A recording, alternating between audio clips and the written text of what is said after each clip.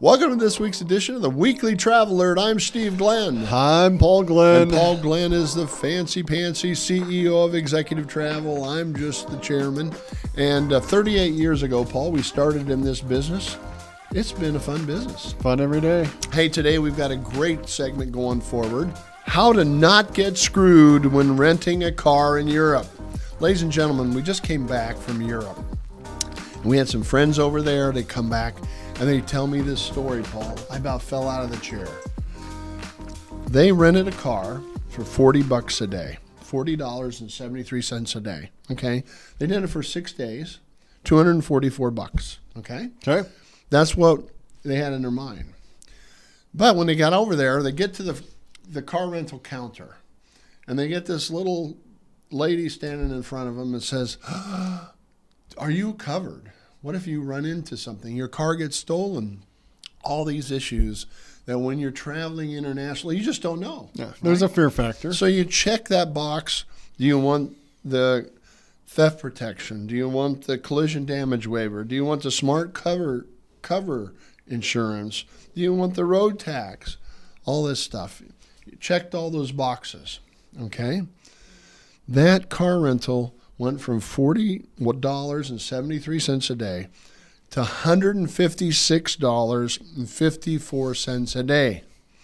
Basically, 6 days, $939.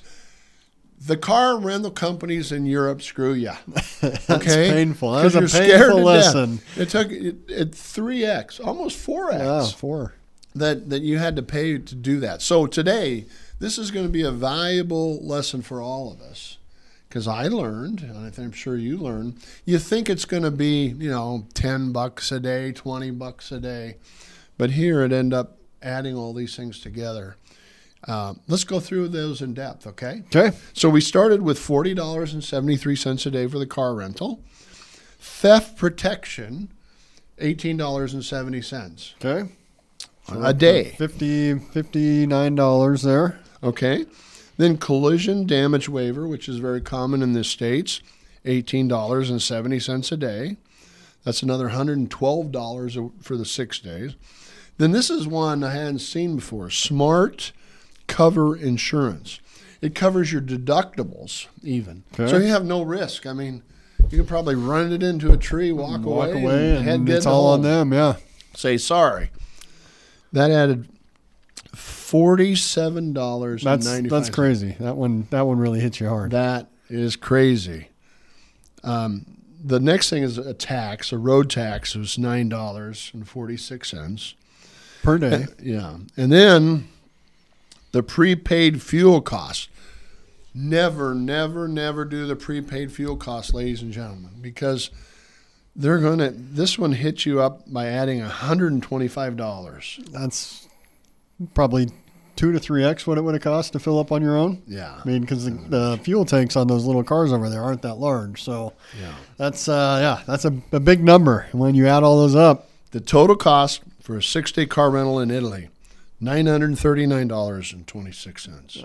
Once again, ladies and gentlemen, this is how you took a $40 rental per day, $240 worth of car rental, and almost quadrupled it. Yeah, up to $156, $54 a day. Yeah, and most of that is insurance, which is, to me, Paul, it's highway robbery.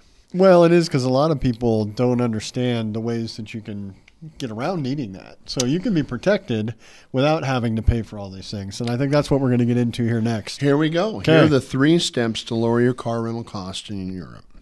Step 1, charge your car rental on a credit card that provides primary, note the word primary, car rental coverage. I found that my Chase Sapphire Reserve, Paul, is primary coverage. Okay. I tried my Amex Platinum card, okay, secondary coverage. Okay. Not good. So I charge now to your Chase. To my Chase card. Okay. So that's number 1. Number 2, call your insurance agent and say, hey, do I have coverage? Okay, so I called Tom, our great insurance agent. Okay. And I said, Tom, do we have coverage? He said, yes, Steve, you have coverage domestically. And for, was it $100? A couple $100, I think. $200. a year. I could cover everybody in our company Yep. internationally. All they have to do is decline the coverage When they get there. and we're covered. Yeah. So I can't believe I didn't do that before. 38 years. Luckily, we haven't had anything significant happen. Yeah. So number 3, you have to be sure you decline all the coverage insurance that they offer you. Because if you take it, then that'll subordinate the credit card primary coverage. Mm-hmm. Okay? So we sent out a memo to all of our staff. We said, decline all coverage. Okay? And then the 4th thing, which adds a lot to this, is never, never, never take the fuel surcharge, right? Yep. So you've got to fill that up before you get back to the airport. And you're going to pay double At by least. taking that thing. So those are the 4 items I have. We also have in YouTube. Where do they find this? We have a cool one of these podcasts.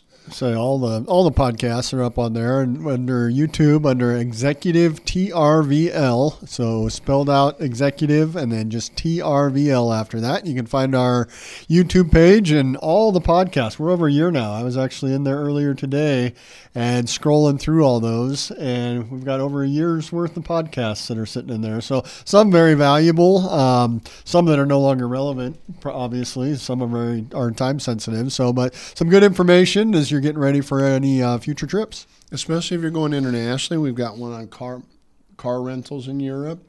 We've got one on insurance. Things to take Travel with you, insurance. things to Yeah, do 18 before you things. travel internationally. So This is the Weekly Traveler. Every Tuesday, we send out about 100,000 weekly travel alerts via email. And, of course, we do this podcast. We do a radio show. yep, Where can people find that? on KLIN Radio. And 1400 99.3 KLIN Radio. We just enjoy talking about travel. Travel's fun. You bet.